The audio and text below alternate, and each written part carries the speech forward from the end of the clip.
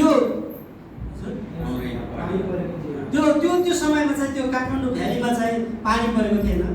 So I thank God we came back, all of us came back safely, 10 of us.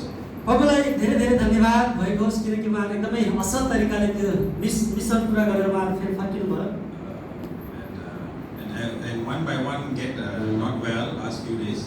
In our team, 10 of us, most of them not well. Slowly gets sick, but now they are recovering. उहाँ चाहिँ अहिले उताबाट फर्किएर आइसकेपछि चाहिँ उहाँ अहिले त सम्पूर्ण रूपले ठिक त हुनुहुन्न, अहिले बिस्तारै बिस्तारै उहाँको स्वास्थ्यमा चाहिँ परिवर्तन आउँदैछ। I thank God today I can stand here and okay and healthy. प्रभुलाई धेरै धेरै धन्यवाद भएको होस् आज, किनभने आज उहाँ यहाँ उभिएर परमेश्वरको वचन प्रचार गर्दैहुनुहुन्छ। आमेन। आमेन। Today I can donate blood in my church. आज उहाँको स्थानीय मण्डलीमा चाहिँ ब्लड डोनेसन थियो। So I thank God that God is so good. परमेश्वरलाई एकदमै धन्यवाद भएको छ किनभने हाम्रो परमेश्वर यति साह्रो भलो परमेश्वर हुनुहुन्छ। So when I was in Nepal, I meet Nepali brothers. जसले उहाँले नेपाली दाजुभाइलाई भेट गर्नुहुन्छ, When they are worshiping God, अनि जसले परमेश्वरलाई आराधना गर्नुहुन्छ, I feel I'm in Tasik. उहाँले त्यो आराधना गर्दै गर्दाखेरि यहाँ हाम्रो तासेकका नेपाली सङ्गतिलाई चाहिँ उहाँले सम्झना गर्नुहुन्छ। I feel very home. उहाँले सम्झिनुहुन्छ कि यो चाहिँ मेरो आफ्नै घर हो भनेर सम्झिनुहुन्छ। I feel I'm not somebody that is different from them. उहाँले यो सम्झिनुहुन्छ कि म चाहिँ अरू जातिको मान्छे होइन, अरू टाढाको मान्छे होइन, म चाहिँ यसै ठाउँको मान्छे, यही जातिको मान्छे भन्ने सम्झिनुहुन्छ। I can also the songs they sing, almost the same song they sing from here. कतिचोटि हामीले गीतहरू गाएर आराधना गर्दै गर्दाखेरि त्यो गीतहरू चाहिँ अर्को गीत जस्तो हुँदैन, एउटै जस्तो लाग्छ उहाँलाई। So I was very, I was very overwhelmed. I was very thankful to God for all these good things. किनकि उहाँले आफ्नो हृदयको अन्तस्टरदेखि चाहिँ परमेश्वरलाई धन्यवाद दिनुहुन्छ यो कुराहरूको लागि। Let's pray.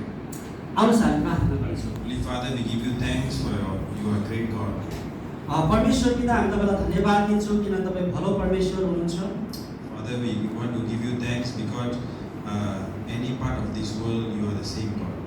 अहिले संसारमा धेरै कुराहरू भइराखेको छ तर त्यो बिचमा पनि तपाईँ परमेश्वर आज शक्तिशाली कुरा तपाईँले आज हाम्रो बिचमा गर्दै हुनुहुन्छ। Thank you, Father, for bringing us safely to Nepal and bringing back and see so many wonderful things that is in Nepal, Father. अनि नेपालबाट तपाईँ परमेश्वरले असल तरिकाले परमेश्वरले यस ठाउँमा फिर्ता गरेर ल्याउनु भयो, त्यसको लागि हामी तपाईँलाई धन्यवाद दिन्छौँ। Today we come to your word, Lord Father, give us the right word for us to read and understand.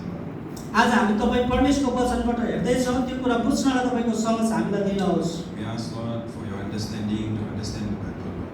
प्रभु हामीलाई त्यो बुझ्ने समझ शक्ति फेरि हामीलाई एकचोटि खोलिदिनुहोस्। Only you can give us clear understanding of your Bible. तपाईँ परमेश्वरले मात्रै यो कुरा बुझ्नलाई तपाईँले मात्रै त्यो समझ दिन सक्नुहुन्छ। Thank you so much, Lord, for your Bible that you give it to us. धन्यवाद दिन्छ तपाईँ परमेश्वरले बाइबलबाट हामीले हेर्दैछौँ, हेर्न खोज्दैछौँ। We pray all this in Jesus' name. यी सबै कुराको लागि तपाईँ येशूको नाममा। Amen. Amen. So today I want to speak to us about win the race. Win the race. Running, we want to win. एउटा विजेताको विषयमा जसरी दौड जितेर जित्छ नि रेसको कुराहरू त्यो कुरामा आज सेयर गर्न So चाहन्छु। if we are a runner running, यो दौडिने मानिसहरू we looking forward to win.